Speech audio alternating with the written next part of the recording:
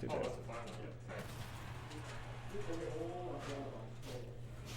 Oh wait, they're going. They're going. Uh-oh. We got a Fire Emblem battle here. Yeah. Rudra's on the left, yeah. Hi, Nathaniel.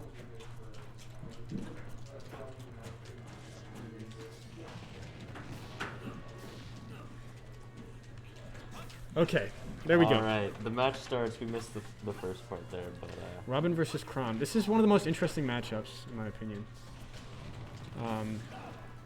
You know, Robin is definitely the zoner sortie versus Chrom, probably one of the marquee rushdown characters in the game.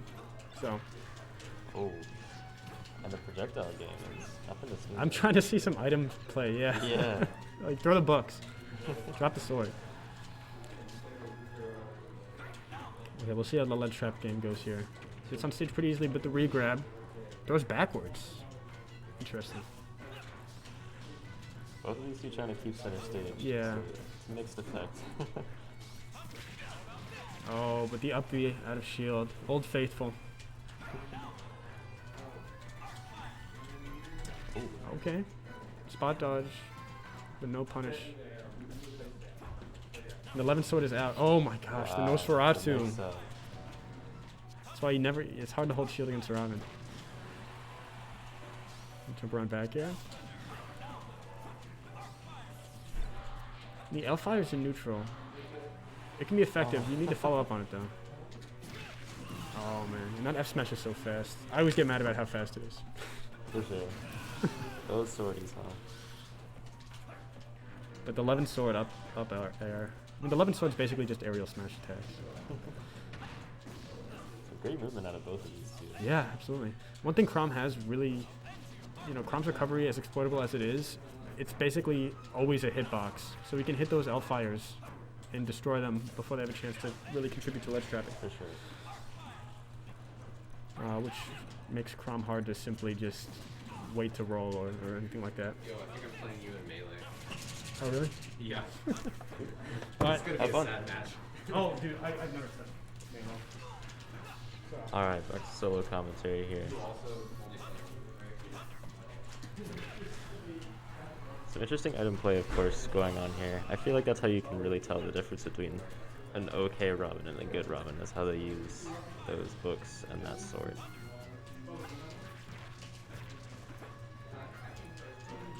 Rudra with a small but distinct lead here in game one.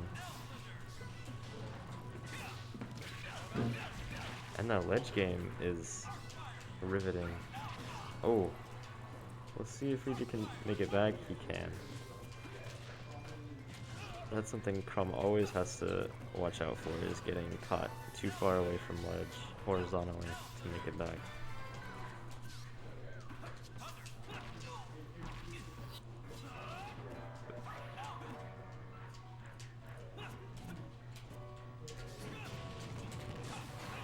Ooh, and L-Fire to 11 sword up smash. Robins always look out for opportunities like that where they can catch someone in the L-Fire.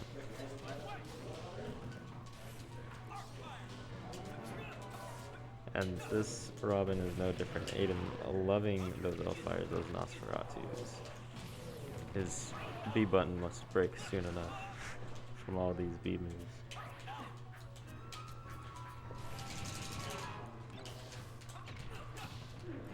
Oh, but the book game is strong with this one. Of course. Keeping Rudra on his toes as each of these players try and close out the last song. Aiden gets his 11 sword back, has to keep an eye on his spell usage.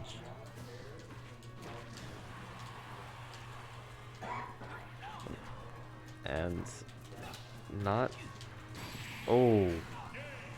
To be honest, didn't really know who won. It looks like they hit each other, but a great first game coming out of both of these players. Rudra taking the first game.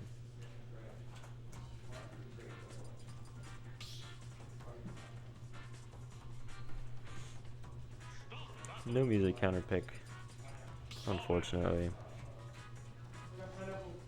But Rudra, of course, is known for having his own music, as we see here. He can counter pick on his own. And Aiden accidentally picks the female Crom. The female Robin, I mean. It's the same character. Should be okay.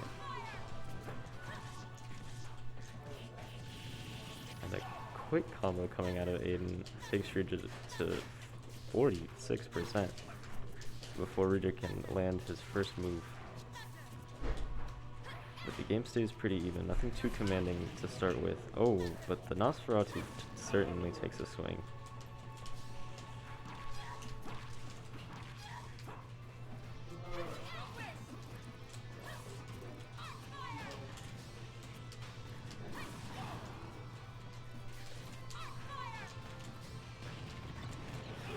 And the Hellfires are oppressive here until they run out, as Aiden does his best to extend his lead here, playing it pretty safe, keeping things where he knows he can get those El Thunders, those Nosferatu, finally taking that first stock off Rudra. Rudra, ever the calm player, knows that he can take this back. He almost does. This edge guard, even as weak as Crom's edge guards are, it certainly puts the percent on Robin here. But even from across the stage, the Hellfires take percent. Oh, but the swift F tilt evens the stocks. Not quite an even game as Aiden combos Rudra up almost to taking the stock. Wow.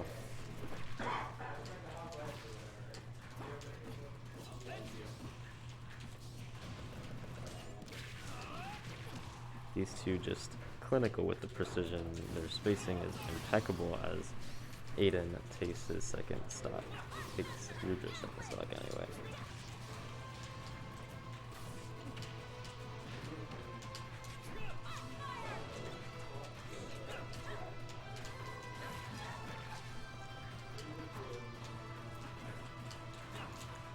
This game is as intense as it gets. These two fighting for their very standings in the tournament.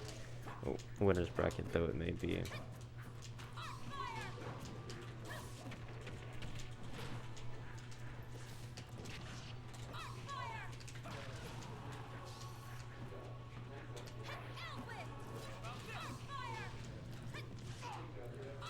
We see a lot of the same things coming out from these two. It's only a matter of time before each of these competitors has their opponent completely downloaded.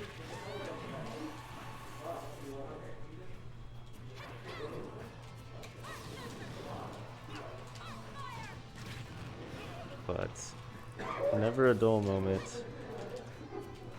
These two fighting ever so hard. And the swift back air takes Aiden's second stock. We're now with even stocks, but the percents could not be more split as Robin's clean stock goes up. Oh! And Aiden takes the game with a Hellfire into forward smash. What a game, folks.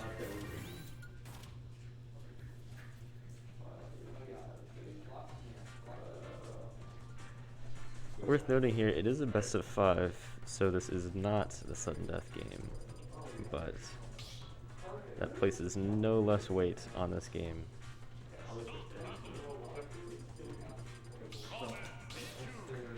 And we see the, yeah, 1-1.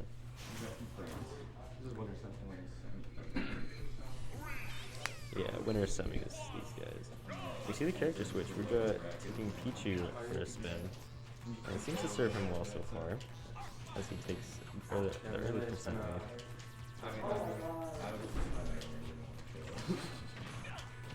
The Pichu, even after receiving nerfs very early in this game's life, seems to be quite the combo machine.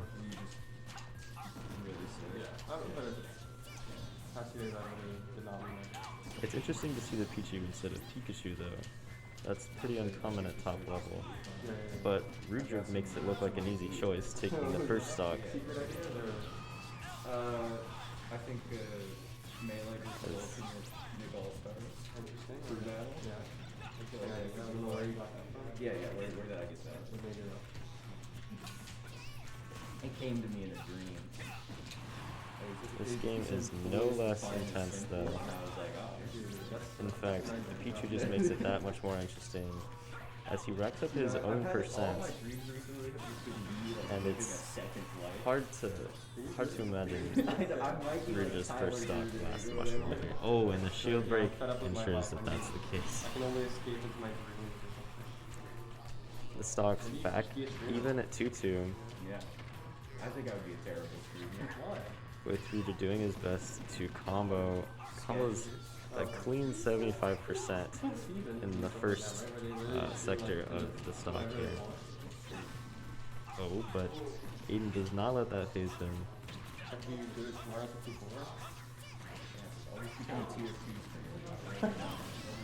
And the Robin up B ends up taking Rudra's second stock. He was a TFT YouTuber. And it's a pretty even game, even despite the stock lead. I just want them to make TF2 content again. That'll never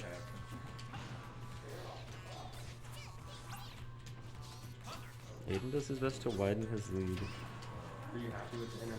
as Rudra struggles to take Aiden's stock. Oh, but the F-tilt. F-tilt being one of the most complained about moves out of Pichu, especially pre-nerf, is so strong. But back in this third stock, we see some swift comboing. But Pichu struggles to get on stage, struggles to land. But here we are back. Finally makes it into center stage before getting an unlucky up smash, taking game 3 for Aiden. Is it a US team or? Ukrainian. Ukrainian Russia. And one guy's from Kazakhstan.